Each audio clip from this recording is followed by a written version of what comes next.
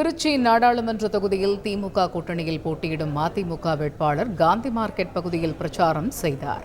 அங்குள்ள வியாபாரிகள் மற்றும் பொதுமக்களிடம் நடந்து சென்று தீப்பெட்டி சின்னத்திற்கு வாக்கு சேகரித்தார். தொடர்ந்து பேசிய துரை வைகோ, மக்கள் எளிதில் தொடர்பு கொள்ளக்கூடிய நாடாளுமன்ற உறுப்பினராக இருப்பேன் என்றும் வியாபாரிகள் சங்கங்களுக்கு தேவையான அனைத்து கோரிக்கைகளையும் நிறைவேற்றுவதாகவும் உறுதியளித்தார்.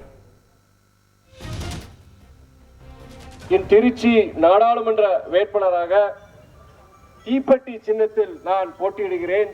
முதல் வாக்குறுதி உங்களுக்கு நான் கொடுக்கிற வாக்குறுதி என்னன்னா, எளிதில் உங்களை மாதிரி சாதாரண ஜனங்க எளிதில் அணுகக்கூடிய ஒரு எளிமையான ஒரு நாடாளுமன்ற உறுப்பினராக இந்த துரை வைகோ செயல்படுவான்ங்கிற முதல் வாக்குறுதி உங்களை எல்லாருக்கிட்டையும் நான் கொடுக்குறேன். இந்த வெள்ளை மண்டி, இந்த வெங்காய மண்டி, இந்த இவங்க நிர்வாகிகள், இந்த மாதிரி அங்கங்க இருக்கிற நிர்வாகிகள் வச்சுதான் எல்லாருக்கிட்டையும் போய் நான் சேர முடியும். நான் முடிந்த வரைக்கும் என்னால உங்க பகுதி மக்களுக்கு உங்க சங்கம் சார்ந்த கோரிக்கைகள் எல்லாம் நிறைவேற்றுறதுக்கு அமைச்சர்களோட சட்டமன்ற உறுப்பினரோட நான் முடிஞ்ச வரைக்கும் செய்வேன். நான் செய்திகளை உடனுக்குடன் தெரிந்து கொள்ள உடனே சப்ஸ்கிரைப் பண்ணுங்க.